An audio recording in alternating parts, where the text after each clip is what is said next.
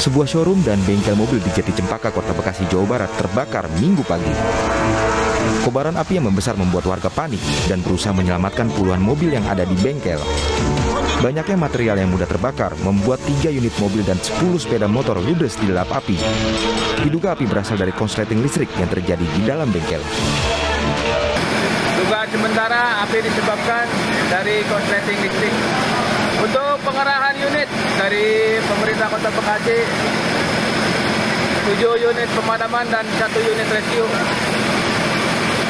Untuk yang terbakar pada hari ini, 1 unit bangunan, 10 unit motor dan 3 unit mobil. Terima kasih. 7 unit mobil pemadam kebakaran ditujukan untuk padamkan api. Tidak ada korban jiwa dalam peristiwa ini, namun kerugian ditaksir mencapai ratusan juta rupiah. Dari Bekasi, Jawa Barat, Rahmat Hidayat, iNews melaporkan.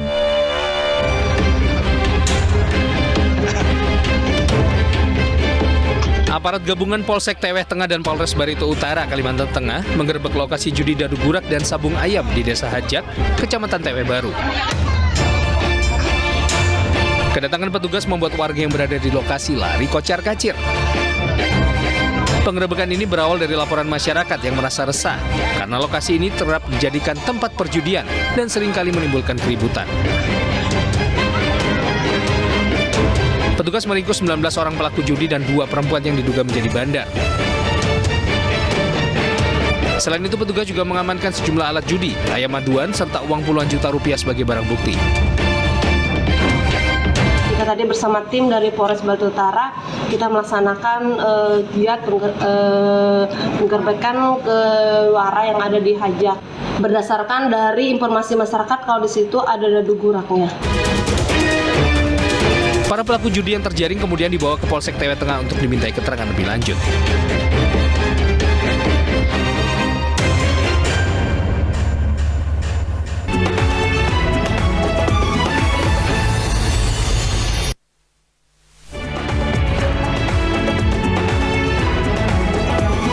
Selamat sore, kita berjumpa di iNewsroom Weekend, ruang perbarui informasi Anda yang terjadi sepanjang hari ini. Saya Aprilia Putri.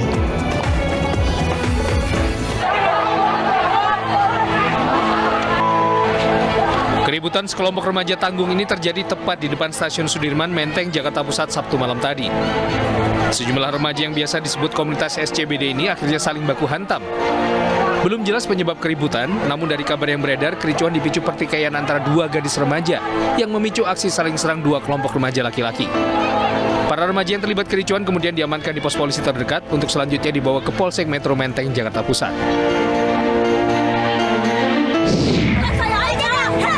Buka juga di situ juga buka. Jangan kayak banget.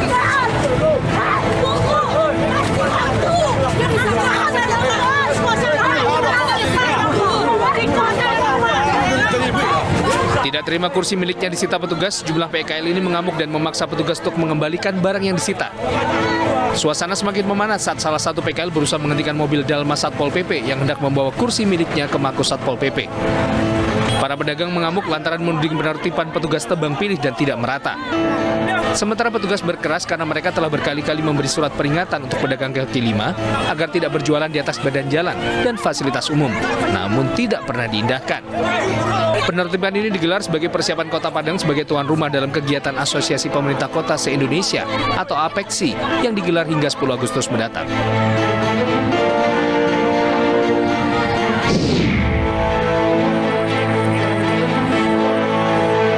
Aparat kepolisian dari Resmo Polsek Panakukang, Kota Makassar, Sulawesi Selatan mengamankan 2 pelaku jambret yang nyaris diajar massa. Warga berhasil mengagalkan aksi pelaku jambret di salah satu minimarket di Jalan Haji Kala, Kecamatan Panakukang, Kota Makassar. Dengan modus mengaku sebagai polisi yang sedang patroli, kedua pelaku berpura-pura memeriksa ponsel korban lalu membawanya kabur. Dari tangan pelaku, polisi mengamankan barang bukti berupa 1 unit motor milik pelaku dan handphone milik korban yang sempat dibawa kabur. Kedua pelaku kini menjalani proses hukum di Mapolsek Panakukang guna mempertanggungjawabkan perbuatannya.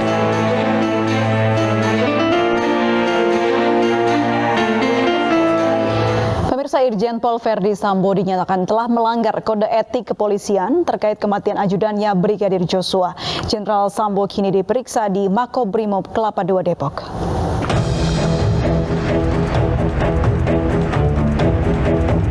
Penyidikan kasus kematian Brigadir Joshua di rumah dinas Irjen Verdi Sambo berangsur menuju titik terang. Setelah kasus ini terus disorot masyarakat yang membuat kredibilitas kepolisian dipertaruhkan karena kronologi awal yang janggal, akhirnya Mabes Polri mulai menyasar Sang Jenderal Sambo. 10 orang telah bersaksi kepada Inspektorat Khusus Polri dan menyatakan Jenderal Sambo diduga melakukan pelanggaran ketidakprofesionalan dalam olah TKP di rumah dinasnya. Penangkapan dan pemeriksaan etik Jenderal Sambo kentara lewat pasukan Brimob yang berjaga di Bareskrim Polri Sabtu kemarin. Usai pemeriksaan, Sang Jenderal Bintang 2 ini pun langsung digelandang ke rumah tahanan Brimob Kelapa II Depok. Sudah memeriksa kurang lebih sekitar 10 saksi. Dari 10 saksi tersebut dan beberapa bukti, dari Irsus menetapkan bahwa Irjen Pol FS diduga melakukan pelanggaran terkait menyangkut masalah ketidakprofesional di dalam olah TKP. Oleh karenanya pada malam hari ini yang bersangkutan langsung ditempatkan di tempat khusus, yaitu di Korbrimop Polri dalam konteks pemeriksaan. Belum tersangka Belum. Kalau tersangka itu siapa yang tersangka? FS. Ya Bu, yang tersangka kan dari tim sus. Ini kan Irsus, makanya jangan sampai salah. Suasana Bareskrim Polri hingga sore ini masih lenggang dan tidak seperti kemarin. Belum ada informasi mengenai pemeriksaan terkait kasus kematian Brigadir Joshua. Sementara itu di Makobrimob Kelapa II Depok, penjagaan masih tampak normal dengan beberapa petugas yang berjaga di pintu masuk. Pemirsa, Menko Polhukam Mahfud MD membenarkan mantan Kadif Propam Polri Irjen Verdi Sambo diperiksa ke Makobrimob Kelapa II Depok. Menteri Koordinator Bidang Politik Hukum dan Keamanan Mahfud MD membenarkan bahwa ex-Kadif Propam Irjen Verdi Sambo diamankan ke Makobrimob. Lewat akun Instagramnya, Mahfud menjelaskan pelanggaran etik dan pelanggaran pidana bisa sama-sama berjalan tanpa perlu saling menunggu dan tidak bisa saling meniadakan.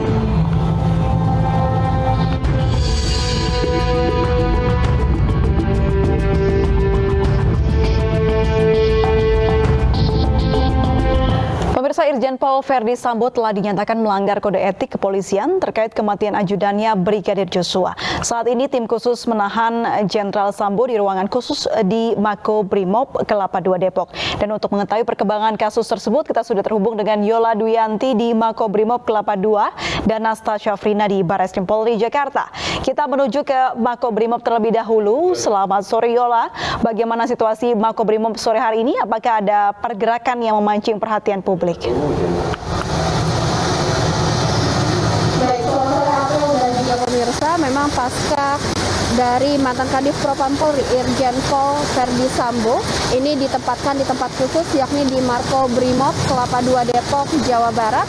Dapat kami sampaikan untuk situasi terkini dan juga untuk cuaca terkini di Makobrimob ini sedang diguyur hujan deras. Dan untuk situasi terkini di Makobrimob sejak tadi sore kami memantau di lokasi, ini memang tidak ada aktivitas ataupun tidak ada kegiatan yang menonjol.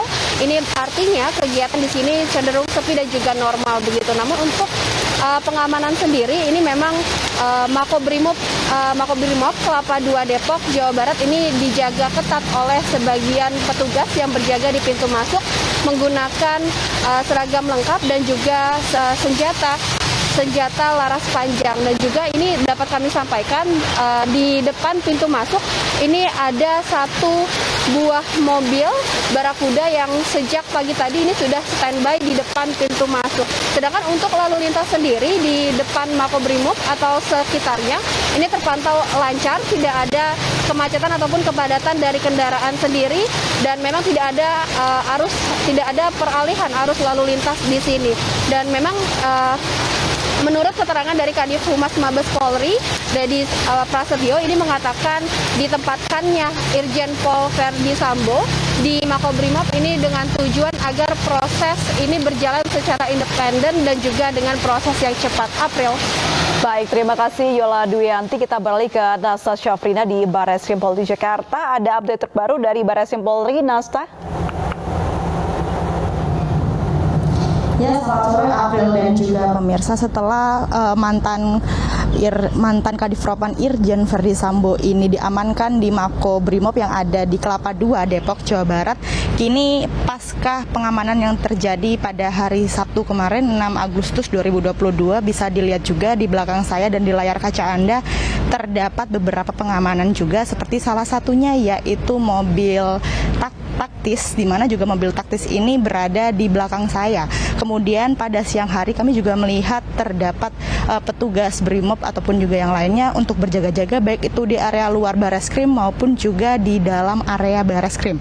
Hal ini dilakukan untuk penjagaan dan juga sebuah permintaan dari Kabareskrim, yaitu Komjen Agus Andrianto. Kemudian juga jika kita melihat lagi, memang di sini belum ada pergerakan ataupun juga hal lainnya. Namun kalau kita melihat kembali pada kemarin, yaitu 6 Agustus 2022, mantan Kadifropam Polri ini Verdi Sambo diamankan di Mako Brimob yang ada di Depok, di mana juga ini merupakan diucapkan lagi oleh Kadif Humas Polri, yaitu Irjen Dedi Prasetyo, yang mana juga di sini Sambo melakukan pelanggaran etik secara tidak profesional, melakukan olah TKP yang berada di rumah dinasnya yang ada di Duren 3, Jakarta Selatan.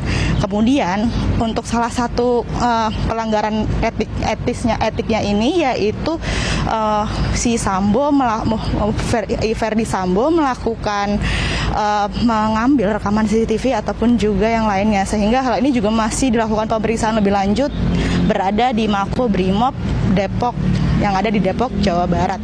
Kemudian juga pada Sabtu kemarin, kuasa hukum tersangka yaitu Baradae ini mengundurkan diri, dan kami juga belum mengetahui lebih lanjut alasannya seperti apa, sehingga pada besok hari Senin ini akan dilakukan lagi penyerahan berkas ataupun juga yang lainnya. Dapat diketahui juga Baradae ini sebagai tersangka di balik baku tembak yang menewaskan Brigadir J yang berada di rumah dinas Kadif mantan Brimob kali ini hanya Brimob saja atau ada anggota lain yang turut hadir ke Bareskrim Polri, Nasta? Hukumnya yaitu Dewi Payumara dan juga Burhanuddin. Ya, terima kasih. Ya, April. Ya, Nasta, apakah kedatangan Brimob kali ini juga ada pihak lain yang ikut hadir atau seperti apa informasi terbaru? Ya, April dan juga pemirsa, pantauan kami sejak tadi siang perkiraan pukul 13 waktu Indonesia Barat ini, kami melihat bahwa di sini terdapat satu mobil taktis yang datang memasuki area Bareskrim. Kemudian juga terdapat beberapa personel Brimob, di mana personel Brimob ini berpakaian secara lengkap dan juga bersenjata lengkap juga untuk memasuki daerah ataupun kawasan Bareskrim. Namun pantauan kami belum melihat ataupun juga lebih lanjut alasan tersendiri, karena di sini memang sebuah permintaan dari Kabareskrim Polri, yaitu Komjen Agus Andrianto. April. Pergerakan dari kasus yang menimpa Irjen Pol Verdi Sambo dan juga almarhum Barada J. Brigadir J maksud saya. Terima kasih Nasta dan juga Yola, selamat bertugas kembali. Pemirsa, tidak berselang lama setelah tim kuasa hukum Baradae menyatakan mundur, Baradae kini memiliki kuasa hukum baru. Melalui kuasa hukumnya, Baradae mengaku bersedia menjadi justice collaborator dalam kasus kematian Brigadir Joshua.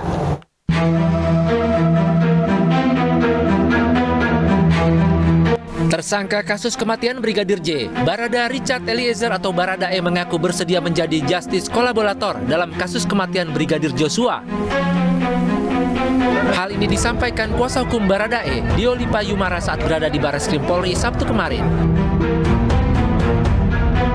Menurut Yumara, Baradae bersedia membantu penegak hukum dalam kasus Brigadir J karena dirinya merupakan saksi kunci dalam kasus kematian ajudan Verdi Sambo ini.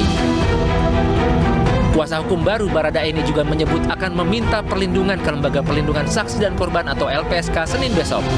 Kita melihat ini dalam kacamata konteks hukum, ini penting untuk dilindungi sebagai saksi kunci. Walaupun dia tersangka, tapi penting dilindungi sebagai saksi kunci, sehingga kami bersepakat, saya, Pak Burhanuddin dan Pak dengan Baradae, ya sudah kita ajukan diri yang bersangkutan sebagai justice kolaborator. Kita memohonkan itu dan kita juga meminta perlindungan hukum kepada lembaga perlindungan saksi dan korban. Deolipa Yumara ditunjuk menjadi kuasa hukum Baradae setelah pengacara sebelumnya Andreas Nahot Silitonga mengundurkan diri. Keluarga Brigadir Joshua tanggapi positif perkembangan penanganan kasus penembakan putranya, dan berikut pernyataan ayah almarhum Brigadir Joshua Samuel Huta Barat. Kita ya mengapresiasi kinerja Pak Listio Sigit selaku Kapolri yang sudah berupaya begitu gigih Pak Listio Sigit untuk menuntaskan permasalahan ini. Apakah memang Peris kamu yang bertanggung jawab atas sendiri? Ya itu saya nggak bisa menjawab, tapi itu nanti ya hasil penyidikan nanti yang sudah dibentuk oleh Pak Listio Sigit. Tanggapan Bapak yang ditahannya tersangka Brigadir E dan Ferdi Sambo itu apa? Pak Ferdi Sambo saya rasa bukan ditahan ya, diamankan di Makobrimob menurut berita yang di media. Mungkin ya biar lagi efektif penyidiknya kan. Pemirsa, diduga akibat korsleting listrik 2 petak rumah semi permanen ludes terbakar. Kami kembali usai jeda berikut ini.